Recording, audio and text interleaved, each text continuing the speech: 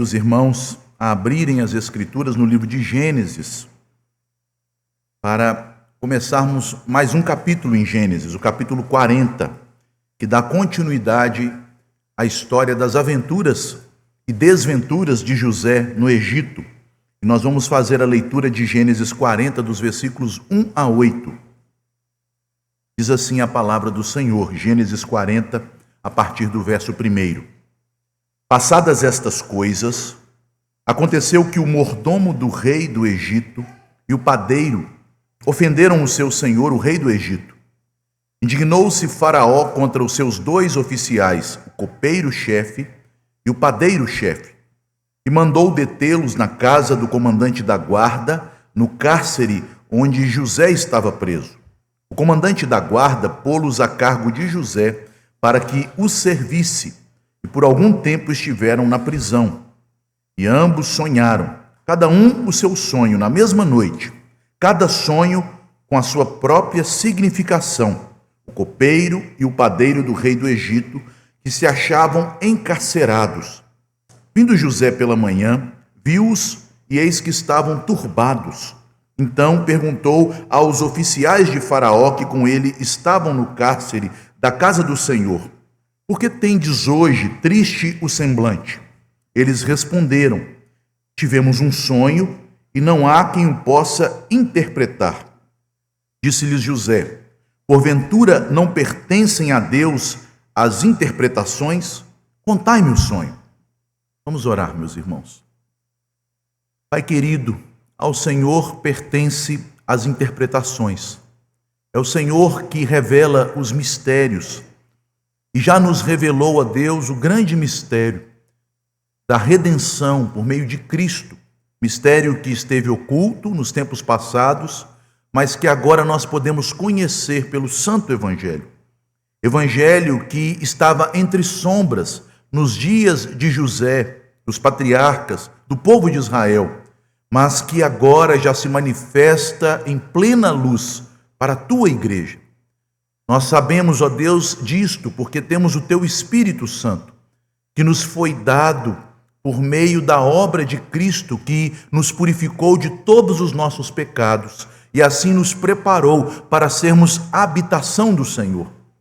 E é por este Espírito, ó Deus, que nós podemos agora, na história de José, vermos a história de Jesus, o Evangelho, e por meio de Cristo, a história da nossa própria salvação. Dá-nos, ó Deus, pelo teu Espírito Santo, iluminação, para que sejamos, ó Deus, confortados pela palavra da profecia, que ela seja um instrumento do teu Espírito para o fortalecimento do teu povo. Esta é a oração que fazemos em nome de Jesus. Amém e amém. Meus irmãos, quando eu era criança, eu não tinha muita habilidades para soltar papagaio, não sei se aqui fala papagaio ou pipa, ou outro nome, mas eu não tinha muita habilidade, então eu ficava ajudando os colegas que empinavam seus papagaios, enrolando a linha no carretel.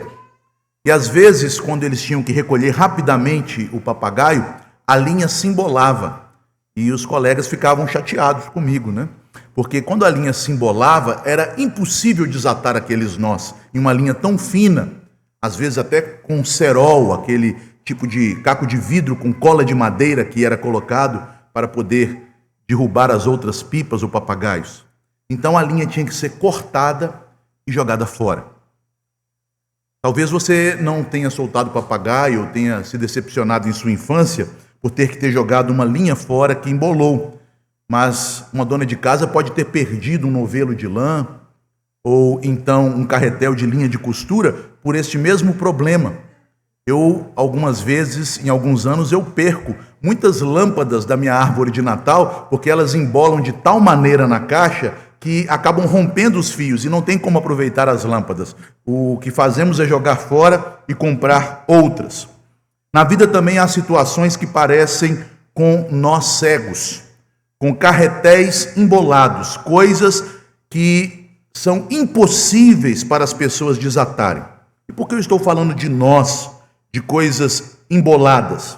Porque a palavra principal nestes versículos que lemos traduzida em nossa Bíblia por interpretar e interpretações no versículo 8, é uma palavra hebraica, a palavra pitron, que significa desatar. O sentido original desta palavra é desatar, desembolar algo que está embolado, desatar um nó apertado, colocar algo em liberdade, e no sentido em que ela é tomada aqui, num sentido que não é o sentido, podemos dizer, primário ou denotativo, ela está sendo tomada aqui em um sentido figurado. Este desatar, este desembolar, significa então solução ou interpretação.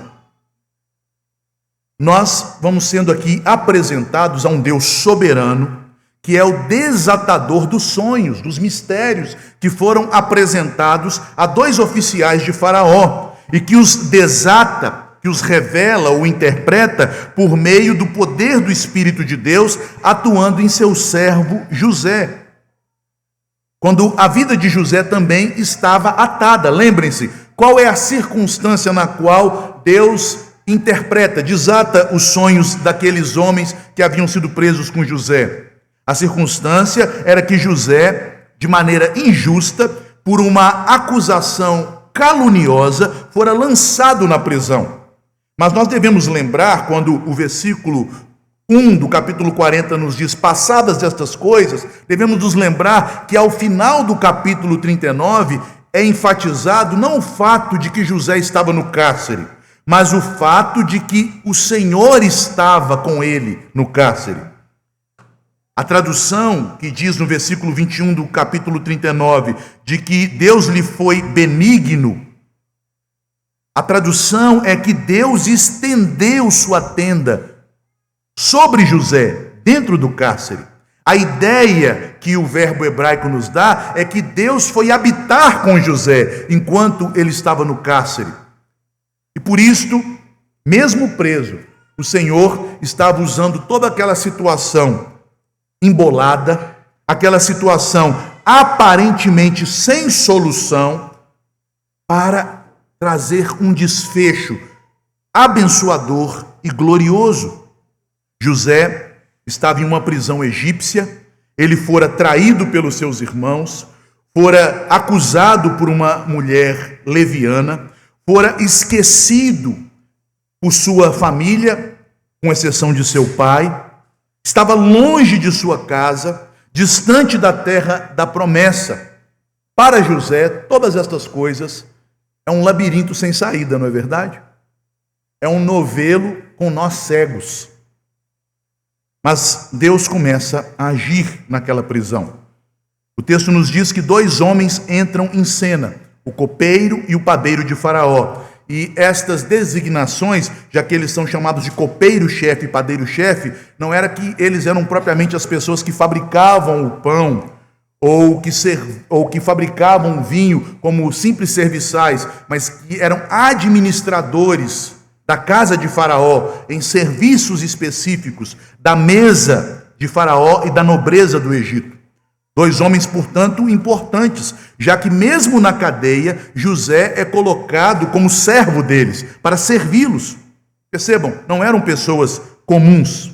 E é neste contexto em que José está totalmente sem nenhuma condição de agir em seu próprio benefício, que esta palavra, que aparece principalmente no Antigo Testamento, em Gênesis 40 a 42, associada a José e às ações de Deus na vida de José, esta palavra que vem do termo patar, que significa soltar um nó, abrir o que está preso, ela já nos dá um indício, uma pista de que como Deus, dando a José sabedoria para revelar, para desatar o enigma do sonho daqueles homens, como Deus usará toda aquela situação para, por fim, livrar José da prisão e trazer bênção ao povo de Israel através da vida de José. José é, portanto, um instrumento da graça de Deus.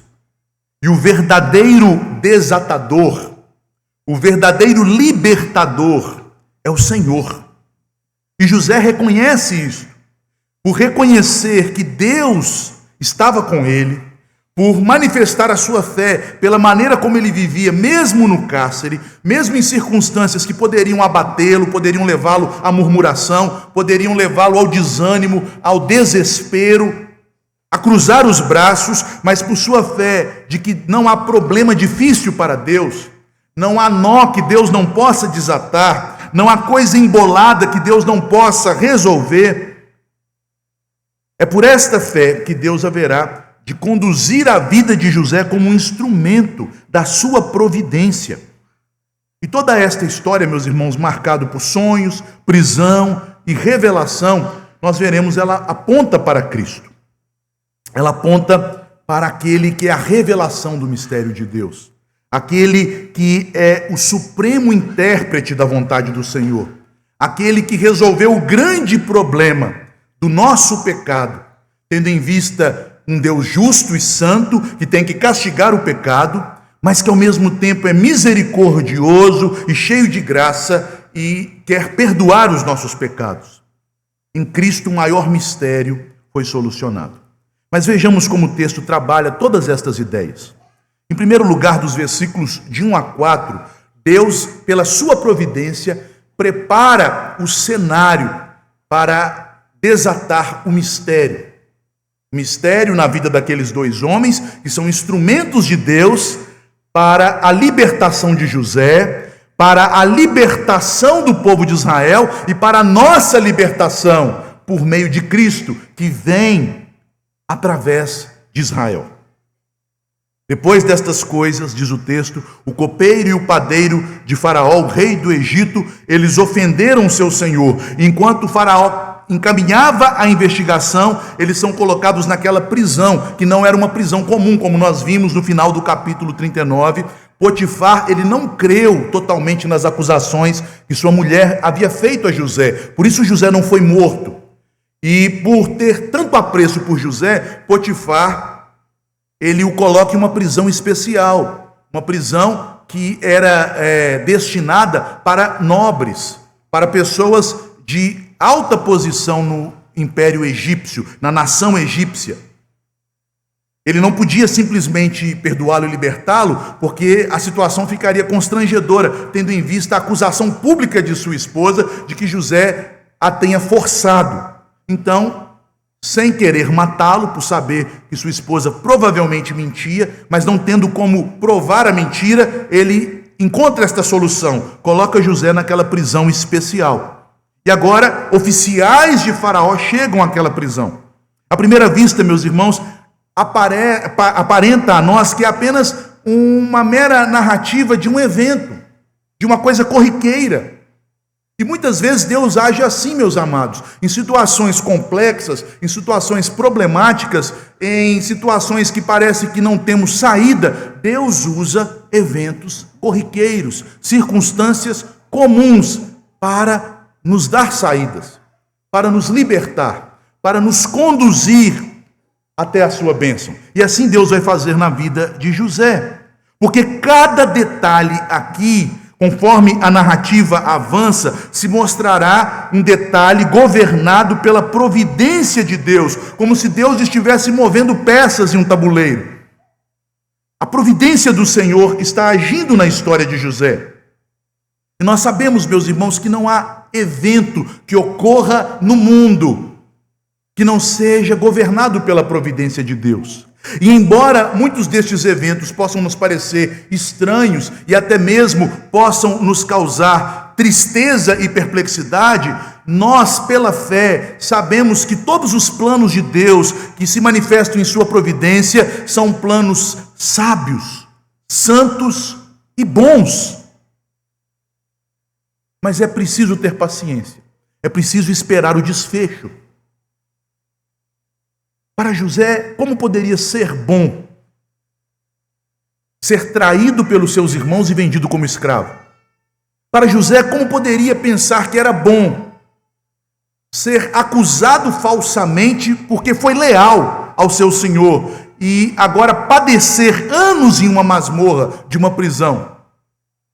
Mas José conhecia o Deus de seus pais. Ele servia o Deus de seus pais. Deus estava com ele ali. Nós sabemos, meus irmãos, como afirma as Escrituras, no Salmo 76, 10, que Deus usa mesmo até a ira do homem, o pecado do homem, para cumprir os seus planos. Deus usou o pecado, o ódio dos irmãos de José. Deus usou a mentira e a lascívia da esposa de Potifar. Deus usou até mesmo os crimes dos servos de Faraó para agir na vida de José e, por meio da vida dele, cumprir os seus planos de salvação sobre Israel e sobre nós. Certa feita, ouvi um pregador que pregou sobre a capa de José, e na pregação ele dizia: bendita a capa de José, porque se Jacó não tivesse dado aquela capa para José, se os irmãos de José não tivessem inveja daquela capa, se por causa daquela capa José não fosse vendido ao Egito e então, pela providência de Deus, conduzido ao governo do Egito, os filhos de Jacó não seriam preservados, o Senhor Jesus não teria vindo. Percebam, meus irmãos, como os aspectos circunstanciais, pequenos, que no momento em que olhamos para eles isoladamente, eles parecem ruins, não fazerem sentido, como eles estão sendo governados por Deus, pela sua providência, a fim de produzir o nosso bem. É por isso que o apóstolo Paulo declara, ousadamente escrevendo aos Romanos: todas as coisas, não algumas delas, todas as coisas cooperam para o bem daqueles que amam a Deus. Nada acontece por acaso. José não sabe, mas aqueles dois homens que são colocados na prisão serão o elo entre a masmorra e o trono. Meus irmãos, muitas vezes o nosso pecado nos cega de tal forma que nós ficamos esperando uma intervenção de Deus meio hollywoodiana, um milagre, algo extraordinário, e Deus já está agindo nas pequenas coisas, e por nossa incredulidade nós não percebemos ou não aproveitamos o agir do Senhor.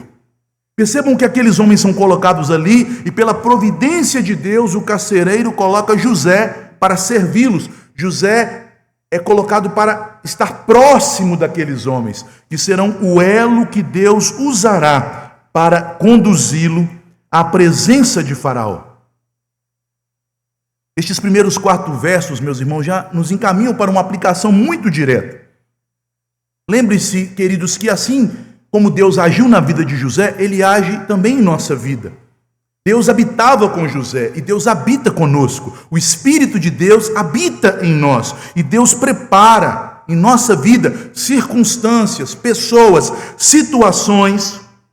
Às vezes Ele permite prisões, como nós lemos em Apocalipse, no capítulo 2, permitindo que crentes fiéis fossem perseguidos na igreja de Esmirna e lançados nas prisões. Às vezes Ele permite que passemos por um momento de silêncio, de espera, mas isto não é para nos punir, mas para nos provar, como diz o Senhor à igreja de Esmirna, para fortalecer a nossa fé.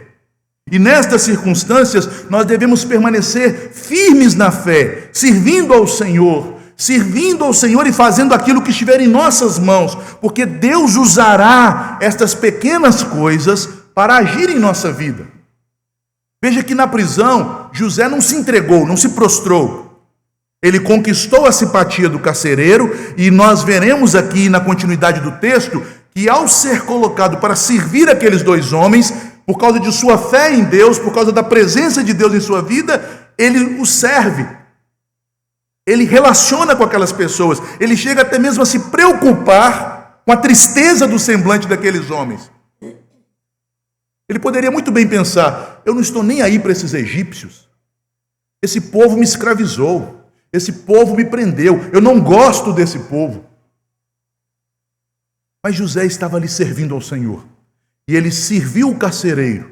Ele serviu aqueles homens como se servisse o seu Senhor. Perceba a situação que você tem vivido, meu irmão. Talvez Deus o tenha colocado em situações que te incomodam, mas passe por estas situações, servindo ao Senhor, pelo serviço que você oferece àqueles que o Senhor tem colocado em seu redor. Saiba que estes são os elos que Deus usará em sua vida para te provar e para te abençoar. O que parecia o fim para José era apenas o início. Deus, com aqueles dois homens, estava desatando aquele nó que era impossível para José desatar. Mas vejamos o que nos ensinam os versículos seguintes, a partir do verso 5. Aqui, Deus age, perceba, no coração daqueles dois homens. O sonho revelatório, o enigma ou o mistério, não é dado a José, é dado àqueles homens. Meus irmãos, Deus não poderia ter dado a José uma profecia, já que ele era profeta, já que Deus, naquele período do Antigo Testamento, comunicava-se ao seu povo, não pela palavra, já que a palavra ainda não havia sido registrada, mas de diversas maneiras, como nos diz o autor da Epístola aos Hebreus, no capítulo 1, nos versos 1 e 2, outrora, Deus falava aos pais pelos profetas de diversas maneiras, isto é, por teofanias, Deus se manifestava fisicamente, por sonhos e visões, por profecias. Deus não poderia ter dado uma profecia diretamente para José? Lembrem-se, quem havia sonhado o primeiro sonho profético no início desta história foi José. Foi José que teve os sonhos que, ao serem apresentados ao seu pai e irmãos, foram o motivo final, a gota d'água que faltava para que o ódio de seus irmãos extravasasse em uma ação contra a vida de José. Mas Deus preparando José e querendo que ele servisse aqueles homens, se relacionasse a aqueles homens, não fala diretamente a José, fala aos homens. Os coloca em um incômodo. Diz o texto, ambos sonharam na mesma noite, mas cada um sonho. Não foi José que sonhou. José poderia ter chegado a eles dizendo assim, olha, eu tive um sonho com vocês e o Senhor me deu a revelação. E como um profeta do Antigo Testamento, ele poderia dizer, eis que te digo, em nome do Senhor, você vai viver e você vai morrer. Talvez a reação daqueles homens não fosse a melhor. Mas percebam como Deus usa meios da providência e como Deus, naquela situação, prova o coração de José. Porque, tendo sonhado aqueles homens, eles não contaram nada para José. Foi José que percebeu algo diferente neles. O versículo 3 diz, vindo José, e o que José veio fazer? Nós já sabemos que ele foi ordenado pelo carcereiro para servir aquelas pessoas. Então, vindo José para servi-los, José não se contenta, não se limita apenas em trazer o alimento, em dar a eles pão e água, ou o que quer que seja que havia naquela prisão, mas José se preocupa com a situação deles. Percebe o semblante deles pesado, diz o texto, e eis que estavam turbados. José compadece deles. Ele percebe que aqueles homens estavam em uma situação emocional terrível, triste, de sofrimento. Mas, meus irmãos, a situação de José não era pior do que a deles? Porque todos eles estavam presos e José era o funcionário dos presos. Quem estava em situação pior? Aos olhos humanos é José. Ele é um estrangeiro, preso no meio de pessoas estrangeiras, e na cadeia servindo outros presos. Mas quem estava com José? O Senhor fez sua tenda e habitava com José. O Senhor estava com José. Embora preso fisicamente, eu creio que José experimentava a bênção que Davi invoca, que Davi clama no Salmo 142, verso 7, quando Davi pede, Senhor, livra a minha alma do cárcere. A alma de José não estava preso. A alma de José não se sentia encarcerada. Tanto não se sentia que ele não era um homem ensimesmado, isto é, um homem que está ali só pensando e preocupado consigo mesmo. Já perceberam pessoas que estão aflitas, como elas não veem o que acontece ao lado delas? como elas ficam detidas em seu problema, em sua preocupação, e isto só aumenta a ansiedade, isto só aumenta a aflição, e isto as torna cada vez mais egoístas, porque elas só pensam em si. Esse não era o comportamento de José. Ele serve cumprindo sua obrigação, mas ele extrapola a obrigação. Ele se coloca à disposição daqueles homens. Ele nota que aqueles homens não estão bem. Ele observa que eles estão turbados e ele se dispõe a servi-los espiritualmente. Ele tinha algo mais do que simplesmente servir a eles um bocado de pão. Ele tinha Deus presente na vida dele. Irmãos, tem muitos crentes que esperam Deus solucionar todos os seus problemas para falarem de Jesus para outras pessoas. Eu creio que se você continuar esperando, você nunca vai falar de Jesus para outras pessoas. Porque a Bíblia nos diz, no mundo tereis aflições. Mas qual deve ser nossa postura diante das aflições? Tem de bom ânimo. José tinha bom ânimo. José estava sendo afligido e tribulado, mas ele agia com bom ânimo, porque o Senhor estava com ele. Meu irmão, minha irmã, o Senhor está com você. O problema é que às vezes você vive sem se aperceber desta realidade, sem buscar comunhão com aquele que não nos abandona, porque ele habita em nós. E quando nós temos comunhão com o Senhor, nós passamos a nos comportar como José. Os nossos problemas passam a pesar menos, a nos afligir menos, porque o Senhor nos prometeu que se estivermos com Ele, o fardo que carregamos é leve. O fardo se torna pesado quando o carregamos sozinhos, mas com o Senhor, que nos chama a tomar o jugo dele, para carregar conosco os nossos fardos, o fardo se torna leve. José era um homem que estava leve. Uma pessoa para dar aconselhamento na prisão sendo preso, eu já vi pessoas visitando encarcerados para confortá-los, mas aqui é um encarcerado em situação pior, por causa da presença de Deus em sua vida, confortando outros. Aqueles homens estavam perplexos, conturbados, porque eles não tinham Deus nem esperança. Mas José então se dirige a eles: por que vocês estão tristes? Eles não falaram que estavam tristes. Vejam a pergunta no versículo 7. Por que está triste o vosso semblante? José notou aqueles homens. As escrituras nos dizem que nossa face revela o coração. O coração alegre aformoseia o rosto. E o rosto daqueles homens mostrava um coração pesado. E José pergunta: por que vocês estão tristes? Ele não pergunta: vocês estão tristes? Ele sabia que estava. Ele é direto: por que vocês estão assim? José não é um prisioneiro amargurado. Ele é um servo de Deus, sensível à necessidade de outros, porque Deus está com ele. E Deus usa sua presença na vida de José, por meio da fé daquele homem, que será revelada no final, mas também por meio de suas boas obras, que decorrem desta fé, para que, através destas ações da graça de Deus em José, Deus pavimente um caminho de liberdade. Você está entendendo, meus irmãos, como Deus age em nossa vida? Às vezes, esta pregação imediatista do evangelicalismo de nossos dias, que diz que Deus vai mover o sobrenatural, que nós precisamos de um milagre de Deus, tem nos levado a não perceber a ação de Deus nos caminhos da providência. Nós queremos ver grandes coisas, mas, irmãos, lembre-se, Deus faz grandes coisas por meio das pequenas coisas, por meio das coisas cotidianas, por meio das situações nas quais Ele nos coloca, tendo em vista que todas elas são governadas por Ele, para o nosso bem, para provar e fortalecer a nossa fé.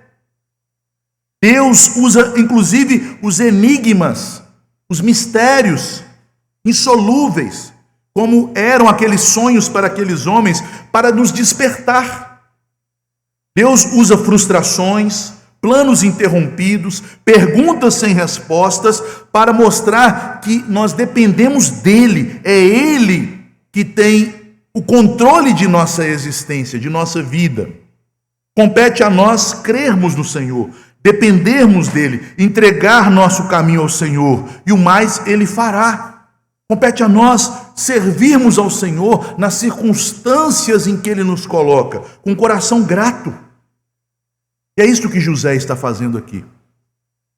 Mas vejamos, meus irmãos, o desfecho, o versículo principal.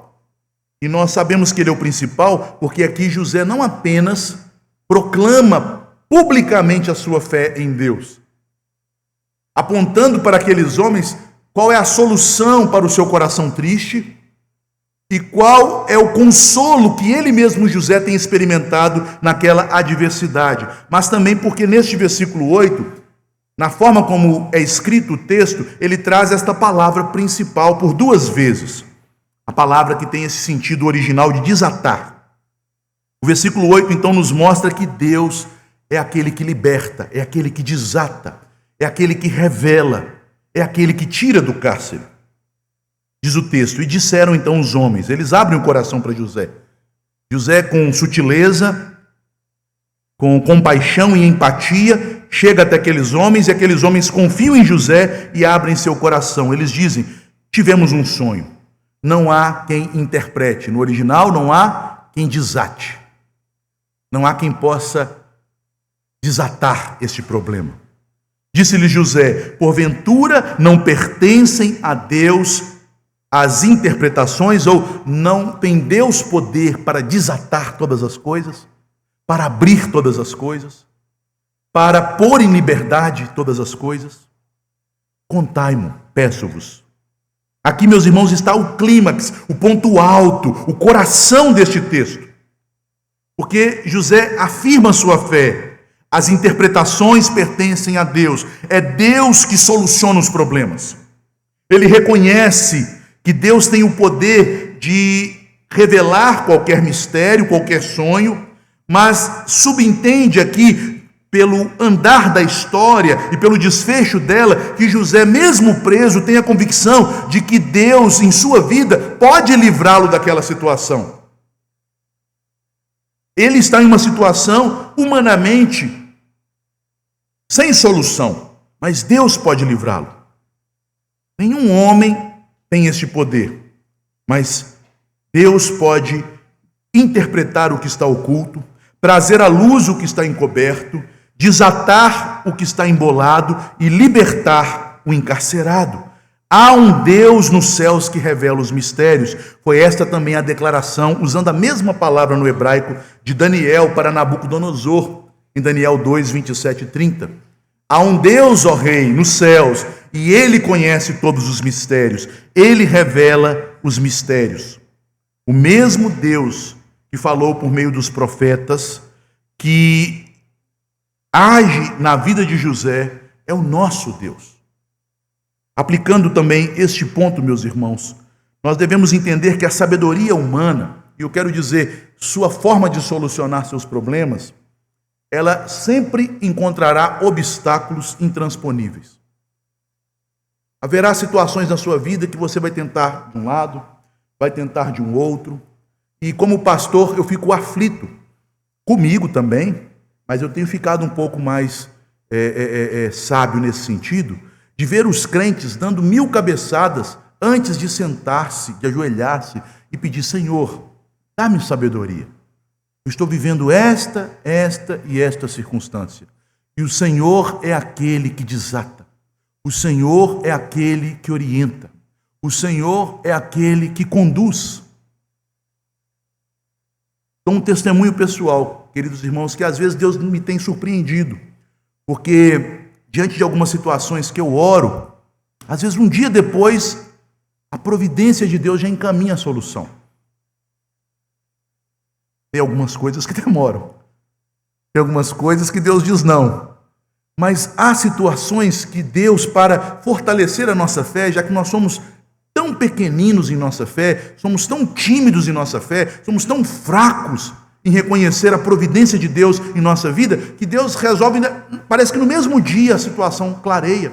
Estava tudo ali, para mim, homem, pecador e frágil, insolúvel. Basta comunicar àquele a quem temos livre acesso com ousadia por meio da fé em Cristo. Pai amado, estou vivendo este problema. Eu sei, Senhor, você talvez estar vivendo por causa de um pecado, de uma decisão errada. Eu sei, Senhor, que eu falhei. Ajuda-me, Senhor. Socorre-me. Ore como Davi quando estava na caverna. Senhor, livra a minha alma do cárcere. A sabedoria humana, meus irmãos, ela é soberba, porque ela quer resolver as coisas sem a ajuda de Deus, para ter os méritos para si. Nossa sabedoria humana é tão soberba que há situações que nós vemos claramente, não que nas outras não. Todas as situações vêm do Senhor, mas algumas que são tão fantásticas que nós vemos claramente a intervenção divina, mas nós tendemos a contar o fato como se fosse fruto de nossa inteligência, de nossas ações. Ao invés de falarmos, graças a Deus, Deus fez isso por mim, Deus abriu esta porta, Deus agiu desta e desta forma para atender o meu pedido, para agir em favor da minha súplica. É Deus que possui a interpretação, ou no hebraico, é Deus que possui o poder de desatar, de resolver, de libertar. José aqui, ele revela a sua fé. Ele revela a sua dependência. Ele revela onde o seu coração encontrava conforto na prisão. Em Deus. Eu estou aqui porque o Senhor me trouxe para cá. Mas o Senhor tem poder para desatar, para revelar, para interpretar, para fazer o que bem lhe parecer.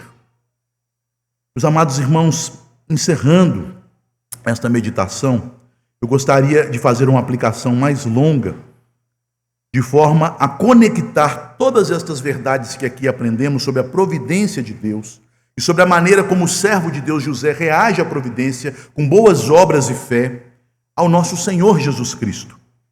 Assim como José aguardava em silêncio a provisão de Deus para tirá-lo da prisão, assim também foi o nosso Senhor Jesus Cristo em sua humilhação. Ele se fez homem, esvaziando-se de sua glória. Não deixou de ser Deus, mas se esvaziou, abrindo mão de seu poder e glória, se humilhando até a cruz, sendo levado até a cruz como uma ovelha muda ao matadouro pelas mãos de seus tosqueadores. Tudo isso para nos mostrar sua confiança inabalável no Pai. E na cruz, quando ele se entrega pelos nossos pecados, Deus revela a glória de sua sabedoria insondável, muito maior do que a sabedoria humana, porque ali ele resolve o dilema do homem. Ali a justiça é vindicada, a santidade é honrada, para que a misericórdia e a graça fossem derramadas. José também, na prisão, espera em Deus. Em segundo lugar, meus irmãos, o texto nos mostra como esperar em Deus. José estava na prisão, mas ele não esperou resignado. Nós vivemos uma época em que as pessoas têm se fragilizado por causa de um tipo de egoísmo muito terrível. Um egoísmo que as leva a se ensimesmarem de tal maneira que parece que suas aflições, sua história, seus problemas, seus traumas, suas lutas e dificuldades são o centro do universo e que elas têm razão de se abaterem até a morte. As pessoas têm se comportado assim, e é por isso que há tantas pessoas mentalmente enfermas, abatidas em sua alma, e até mesmo nas igrejas, porque elas vivem em torno de seus problemas. Mas José, na prisão, servia a outros. Cristo se esvaziou de toda a sua glória. E o apóstolo Paulo, quando nos fala da humilhação de Cristo, em Filipenses 2, a partir do verso 5, ele nos conta aquelas verdades teológicas do Cristo que se humilhou e que depois o Pai o exaltou, para nos dizer no início daquele texto, daquela passagem: E nós devemos tomar isto como exemplo para nós. O exemplo de humildade de Cristo. Porque ele se esvaziou, e enquanto se esvaziava, enquanto era humilhado, enquanto ele descia, ele fazia isto servindo a nós. Meus irmãos, você tem servido ao Senhor pelo serviço que você oferece aos seus irmãos? Talvez você ache que está passando por lutas tão grandes. Visite os irmãos enfermos da nossa igreja. Ore com eles. Cante louvores com eles. E saia de lá envergonhado. Faça isso. Vá em um hospital. Visite as pessoas lá. Converse com seus irmãos que você tem visto às vezes com o rosto entristecido. Note os outros, às vezes na sua casa, na sua família, cujo semblante demonstra um coração pesado. Pare um momento de pensar em si mesmo e olhe para estas pessoas e como Cristo sirva estas pessoas, mesmo que você esteja em situações difíceis. E veja como Deus haverá de abençoá-lo. Foi quando Jó orou pelos seus amigos e Deus mudou a sua sorte. E por fim, ainda falando de uma aplicação cristocêntrica. O Senhor Jesus Cristo, meus irmãos, ele não apenas resolveu o dilema da humanidade na cruz, quando se submeteu a todas as provas que o Pai impôs sobre ele. Ele não apenas em sua humilhação nos serviu, mas ali, meus irmãos, ele nos aponta para o mistério do sofrimento. A Bíblia não nos dá uma resposta do porquê Deus permite que haja o mal no mundo. A Bíblia não nos dá uma resposta lógica, filosófica, teológica sobre o problema que os teólogos chamam de teodiceia, o problema do mal, o problema do sofrimento, o problema da angústia do homem neste mundo caído. Mas o que a Bíblia nos faz, meus queridos irmãos, é nos convidar a olhar para a cruz. Porque ali o mistério de Deus sobre o problema do mal e do sofrimento tem sua solução. O próprio Deus permitiu que o mal viesse ao mundo, permitiu que o sofrimento nos tomasse por causa do pecado, como consequência da maldição do pecado, mas Deus não ficou lá no seu trono nos céus, olhando de longe os homens serem cada vez mais atormentados pelo sofrimento e pelo mal. Deus sofreu por nós. E isto por amor, na pessoa de seu Filho. Cristo, ele revela o mistério de Deus em carne. O mesmo Deus que revelou os sonhos daqueles homens na prisão por meio de José, é o Deus que revela o mistério da nossa condição humana, de sofrimentos, de dores, de tormentas na nossa vida. Vocês se lembram da leitura que fizemos de Apocalipse capítulo 2, a partir do verso 8? O que Jesus falou para aqueles irmãos queridos que sofriam? Ele disse: Satanás está para lançar alguns de vocês na prisão. E Jesus diz: então vocês serão livres da prisão, libertados da prisão? Não. Aquele que for fiel até morte não será vencido pela morte. Não será tomado pela segunda morte. Herdará a vida eterna. O dilema do sofrimento humano está na cruz, porque na cruz nós temos uma porta aberta para a vida eterna. Mesmo que José morresse naquela prisão, mesmo que o plano de Deus fosse glorificar-se na vida de José, na prisão, na sua morte, no cárcere, ele era vencedor. Porque, meus irmãos, José foi libertado da prisão pela fé, mas João Batista morreu na prisão pela fé no mesmo Deus. E hoje, José e João estão arrolados na igreja dos santos, que aperfeiçoados estão diante do trono de Deus, nos céus. O sofrimento não tem mais poder sobre nós. Nenhuma tormenta desta vida pode nos abater ao ponto de nos tirar das mãos do Senhor, de roubar a nossa bênção espiritual, eterna e celestial. Não há derrota mais para os crentes. E esta é a grande verdade que precisa ser dita, Porque senão, meus irmãos, nós poderíamos ser pregadores de falsas esperanças, dizendo: Deus é o desatador de nós, Deus é o libertador, esta semana Deus vai entrar em sua vida e vai resolver os seus problemas. Meu querido irmão, Deus pode resolver, Deus pode não resolver, mas em todas estas coisas, você já venceu a morte, você já tem Cristo em sua vida.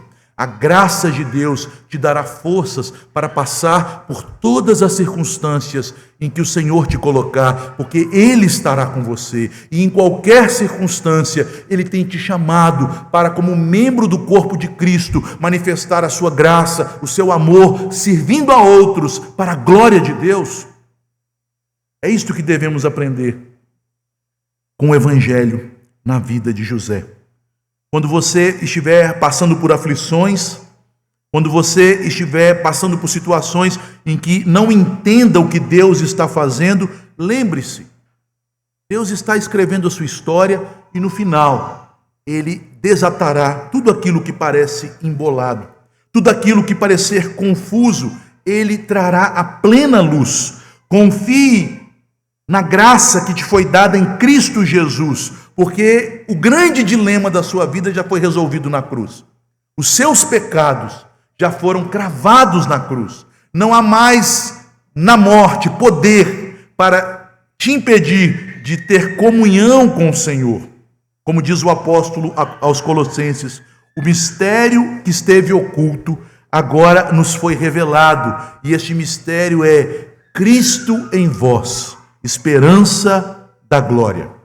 Ele é o que interpreta a história, Ele é que redime a nossa vida da cova, Ele é que dá sentido à nossa existência, ao ponto de entendermos que diante da eternidade, até os sofrimentos que passamos podem ser declarados como o fez o apóstolo, são leves e momentâneos, porque o que nos reserva o Senhor é o eterno peso de glória. Fiquemos de pé, meus irmãos, vamos orar, pedindo a Deus que aplique sua palavra em nosso coração.